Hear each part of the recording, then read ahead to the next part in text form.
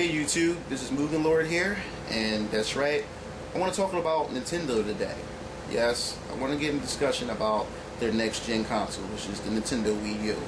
They announced it last year at E3, and when it was first announced, a lot of people was skeptical about it. People weren't sure what the Wii U was. Was it just a controller, or was it an add-on to the Wii?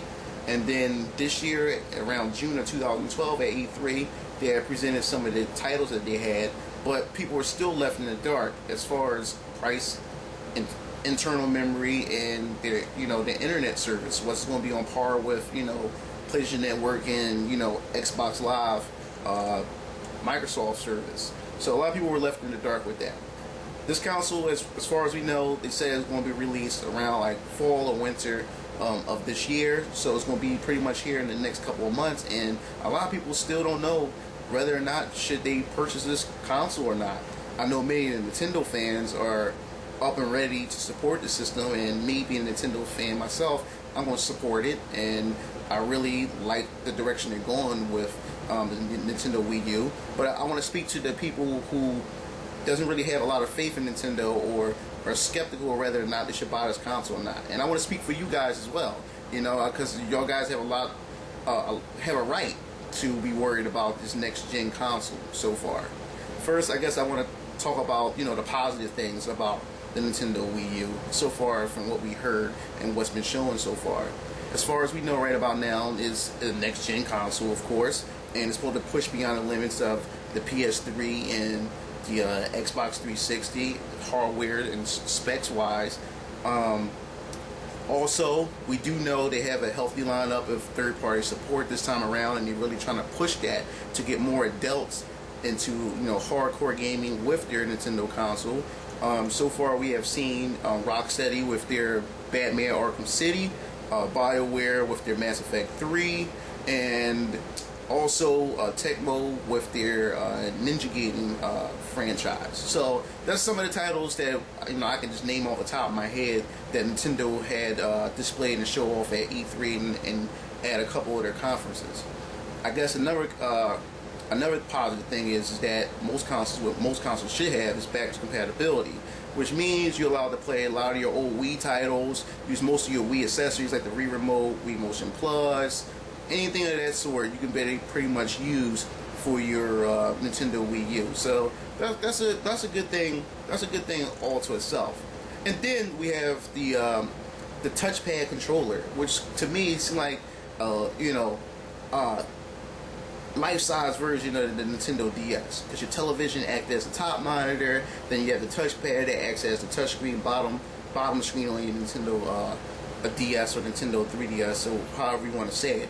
And so this is pretty much saying that Nintendo is always trying to offer something different from the competition. They always talk about innovation.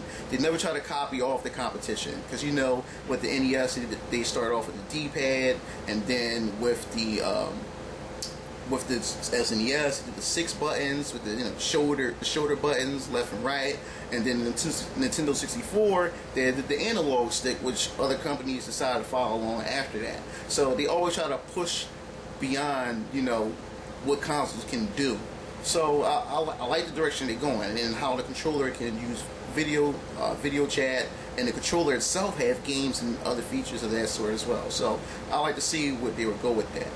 So I guess we can move on next to some of the negative aspects of the Wii U, what everybody's pretty much skeptical about. And even though I have I'm pretty skeptical about it, but I pretty much still have faith in Nintendo and still willing to ride with them. A lot of people are wondering, a lot of people are like, Nintendo are really in the dark with their internal memory. Whether it's going to be hard drive, or you better use thumbstick or SD cards. So a lot of people is wondering how Nintendo's going to how they're going to handle memory storage. Where you better plug in an external hard drive, and even though external hard drive is pretty good, but you have also the USB cord and how information travels back and forth when downloading and installing games and stuff like that. So a lot of people are skeptical about that, how they're going to handle memory. And then, like most consoles, today's generation, as far as games, standards has been set as far as consoles concerned, like what consoles are supposed to have. Even though Nintendo survived without those standards, but a lot of people expect these standards to be in them. Like for example, the gaming market, us as hardcore gamers, we're outpopulated by casual gamers, and what these companies try to focus on is the casual market, because that's where most of their money comes from. We can't deny that. So a lot of the standards for these consoles nowadays is, you know, DVD player, wherever you play music on it, or play music while gaming. All those, you know, necessities like let me see, Netflix, everything like that. And truthfully, me, I'm a gamer. I really don't care if I can play DVDs on my game console, because if I want to play movies on a DVD, I got a Blu-ray player, I got a PC, I got other forms and, you know, of devices that can allow me to do those things. I just want to play great games. But these are standards that most people would like to have in the console for convenience and everything. So I can see people skeptical about that. And then I guess one of the other major things too is that people are skeptical and wondering what's up with the price. A lot of people are wondering why Nintendo haven't really announced an official price for this console and an official release date. All we know is coming out in the fall or winter of this year. But everybody's wondering what's the price. You know, the controller. People are saying that the controllers seem to be, you know, expensive and everything, but a lot of people want to know, so they can better make the decision whether they want to purchase this console or not. And the other negative aspect is that at E3, Nintendo had presented nothing worthy, you know, to non-believers whether or not they should pick up the console or not.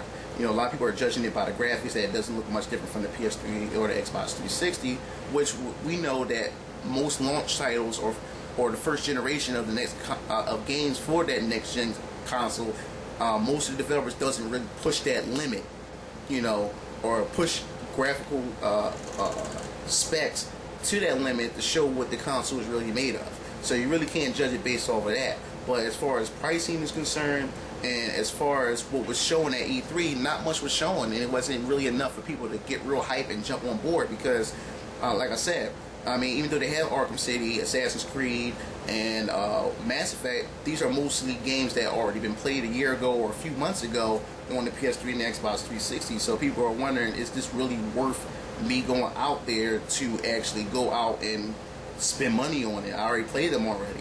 So Nintendo really has a lot to show and prove in the next coming months. I mean, we have Tokyo Game Show coming up, and we have a couple other events coming up. So will they show something then to get people to really jump on board and purchase this console? They really have to start thinking about how they're going to advertise this in the next couple of months. Me, I want to buy it regardless. But these are for the people who are really skeptical of whether or not they should really give Nintendo a chance, and they have every right to feel that way. So what is Nintendo going to do? Not sure, and we have to leave it up to them to see what they're going to do.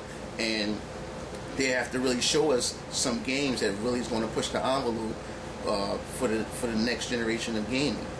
So you guys tell me what you guys think, you know, about Nintendo Wii U and what direction they're going, and you think this is the right direction they're going. I mean, this is smart to release it a year in advance before the PS4 and Xbox 720, and to see how much of the market they can grab. But let me guys know what you think on it. This is MugenLord, signing off.